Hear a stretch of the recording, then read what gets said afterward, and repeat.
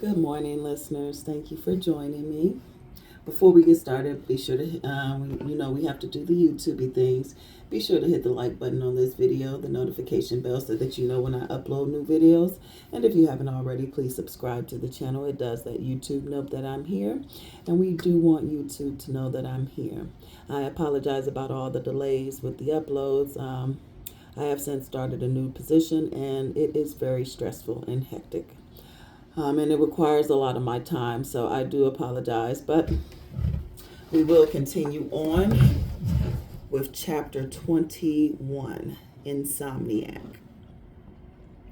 There are nights when I cannot sleep, when my eternal clock seems to stop. During the winter months, especially as the holidays near, I find myself eating more and falling asleep early in the evening, around 7:30, and awakening around midnight. I lie awake until 5 most nights, battling feelings of anxiety. I wonder how long I will enjoy this ride, and if my life is really as great as I think it is. There are nights when I am no longer sure about who I am or what I am doing here. I doubt myself on these nights and long for the security I found in Bill's arms. He and I broke up in January of 2006, and it was one of the most painful, necessary moments in my life.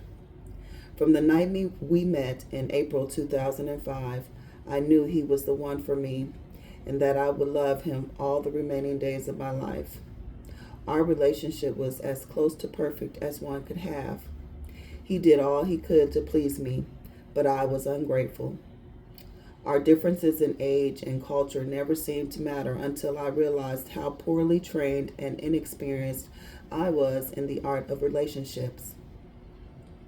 I will always safeguard our love, for it still exists, and after a difficult split and harsh feelings, we have managed to stay close and have become closer in ways we never were before. He is the love of my life, and I know that no matter where we are or who we are with, our hearts are joined. But it's nights like these, when the world is quiet and I am left alone with my thoughts, that I regret most that we are no longer together. I long for his arms around me and those kisses he gave me every night before bed.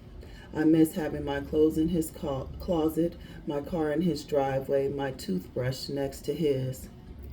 We are better now than we have been, and I wouldn't change the way our relationship ended and started again, but I still mourn, especially on nights like this, when sleeping is impossible.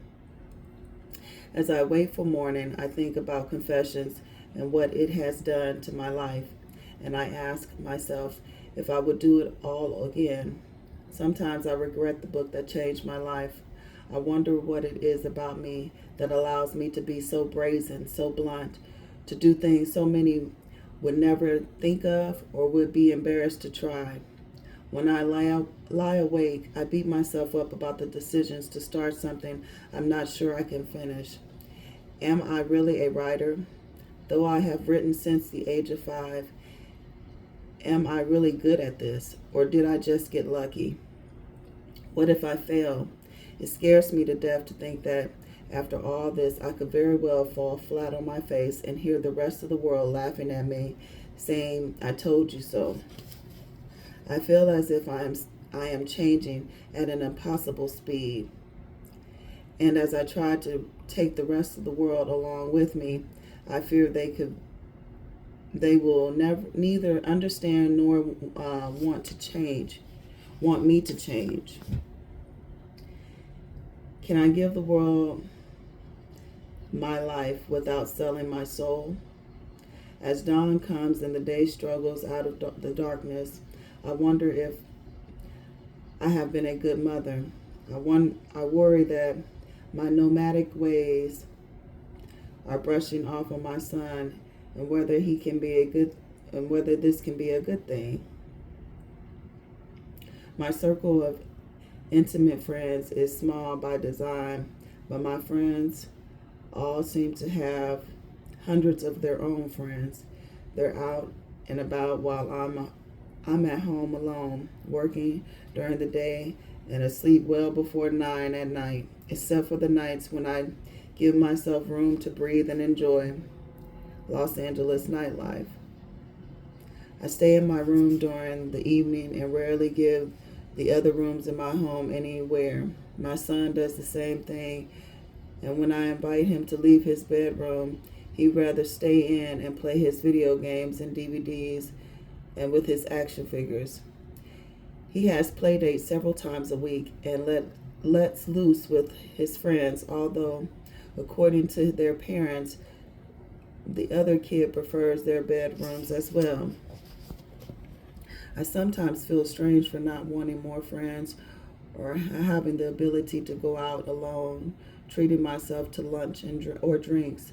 But as I lie awake in bed, envying my friends, I also compare us and find another important difference. I have more responsibilities in life than they, and am significantly more successful than any of them. Maybe my mother was right when she taught us girls that we don't need friends and should learn to be alone. It has its advantages, I guess, but there are days and nights when I am lonely, wishing I had the life some of my friends do. Just as there are days and nights in which I am happy, I don't. I drive myself crazy at night wondering why, questioning my life and feeling guilty for doing so. By morning, however, it all seems to go away. With the dawn's first ray of sunshine, I am confident and a secure person with her entire life in order. But which one is the real me? And who says just one of them has to be? There's so much I don't know about life, love, and myself. Learning is painful and mistakes are inevitable. But one thing I know for sure is that at the end of it all, I'll never forget these days and these long, sleepless nights. I am often asked if I harbor any regrets, and indeed I do. I feel guilty for those regrets because I hate to question God's work and wonder if I have done the right things, no matter how wrong they were. Every step of my life has gotten me to where I am today, and though it is not the perfect life, whose is? In the nights when I sit up, unable to sleep, wondering these things, I remind myself of the quote credited to Socrates: the unexamined life is not worth living.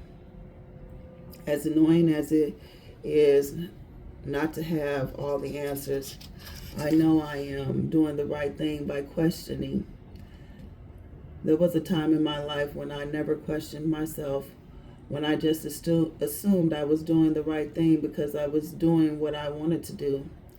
Now I think long and hard before making decisions, and once the decisions are made, I contemplate their consequences.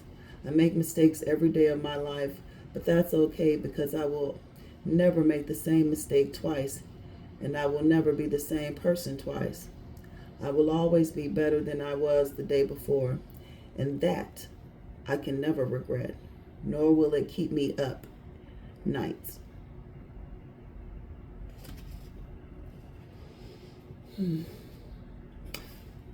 That was a short chapter, guys, but thank you for listening.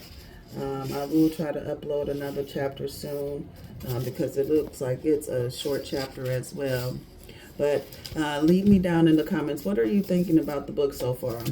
To me, I have to agree with Keenan Wayans.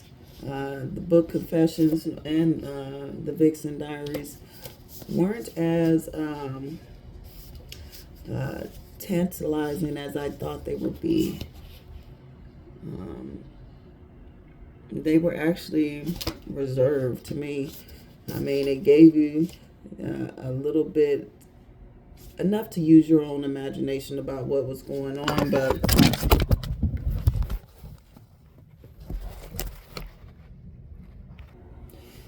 gave you enough information so you could use your own imagination, but nothing really scandalous. But I enjoyed reading it. It looks like we have a few more chapters. So thank you for tuning in. And if you haven't already, if you listened this far, please be sure to hit the like button on your way out, the notification bell so that you know when I upload new videos. And if you haven't already, please subscribe to the channel. It does let YouTube know that I'm here. Thank you so much. Bye-bye.